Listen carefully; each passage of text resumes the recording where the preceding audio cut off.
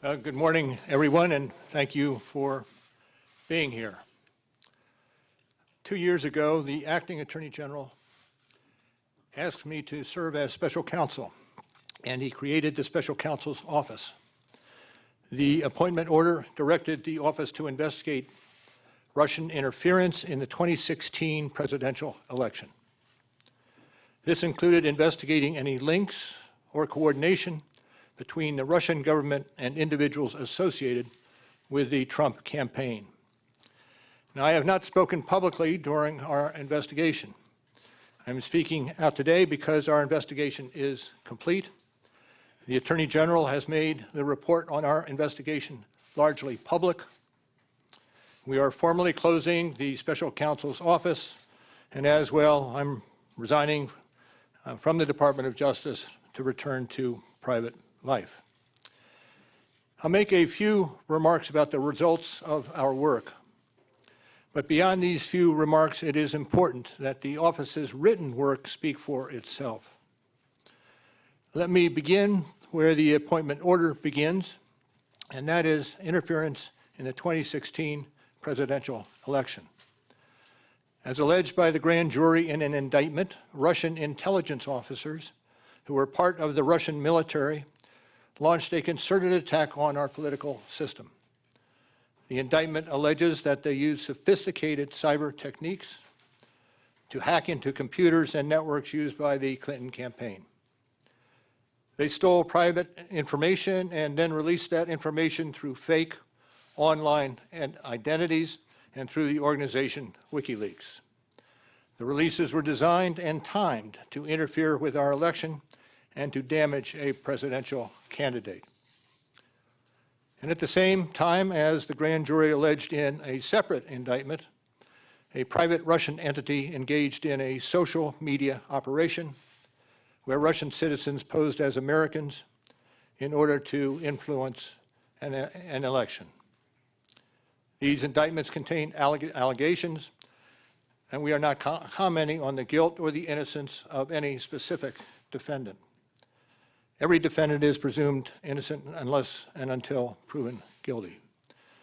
The indictments allege, and the other activities in our report describe, efforts to interfere in our political system.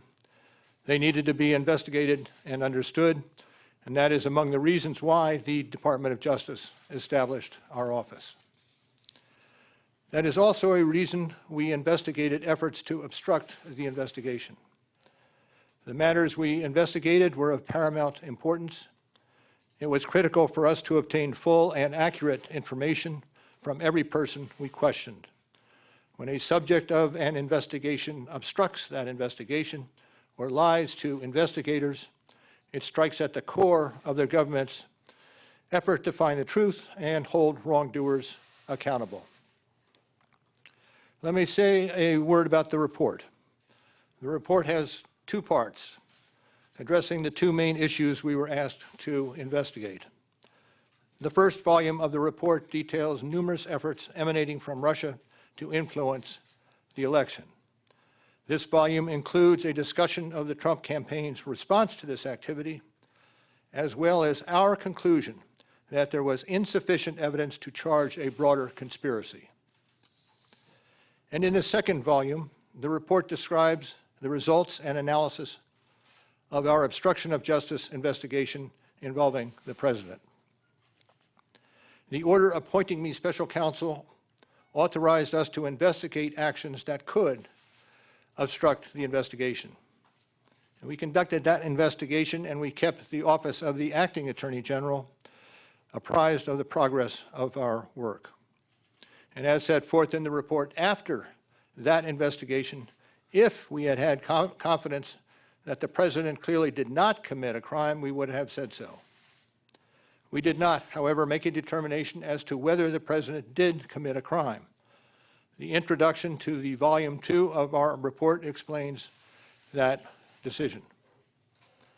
It explains that under long-standing department policy, a president cannot be charged with a federal crime while he is in office.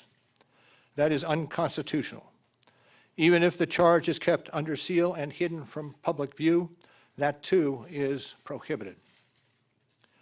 The special counsel's office is part of the Department of Justice, and by regulation, it was bound by that department policy. Charging the president with a crime was therefore not an option we could consider.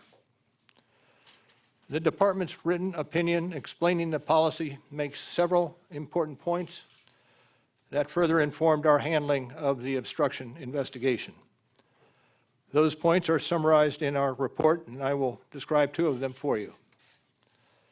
First, the opinion explicitly permits the investigation of a sitting president because it is important to preserve evidence while memories are fresh and documents available. Among other things, that evidence could be used if there were co-conspirators who could be charged now. And second, the opinion says that the Constitution requires a process other than the criminal justice system to formally accuse a sitting president of wrongdoing. And beyond department policy, we were guided by principles of fairness. It would be unfair to potentially accuse somebody of a crime when there can be no court resolution of the actual charge. So that was Justice Department policy.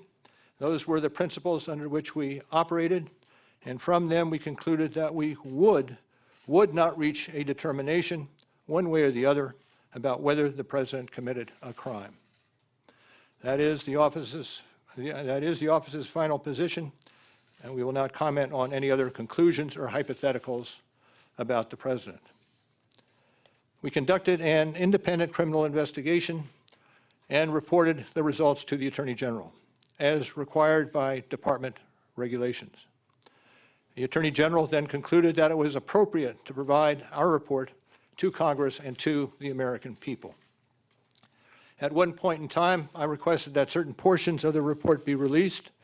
The Attorney General preferred to make the entire report public all at once, and we appreciate that the Attorney General made the report largely public, and I certainly do not question the Attorney General's good faith in that decision. Now, I hope and expect this to be the only time that I will speak to you in this manner. I am making that decision myself. No one has told me whether I can or should testify or speak further about this matter. There has been discussion about an appearance before Congress. Any testimony from this office would not go beyond our report. It contains our findings and analysis and the reasons for the decisions we made. We chose those words carefully, and the work speaks for itself. And the report is my testimony. I would not provide information beyond that which is already public in any appearance before Congress. In addition, access to our underlying work product is being decided in a process that does not involve our office. So beyond what I've said here today and what is contained in our written work, I do not believe it is appropriate for me to speak further about the investigation or to comment on the actions of the Justice Department or Congress. And it's for that reason I will not be taking questions today as well. Now, before I step away, I want to thank the attorneys, the FBI agents, the analysts, the professional staff who helped us conduct this investigation in a fair and independent manner. These individuals, who spent nearly 2 years with the special counsel's office, were of the highest integrity. And I will close by reiterating the central allegation of our indictments, that there were multiple, systematic efforts to interfere in our election. And that allegation deserves the attention of every American. Thank you. Thank you for being here today. Hey, goodness. In concluding, he says, if we had confidence the president did not commit a crime, we would have said so.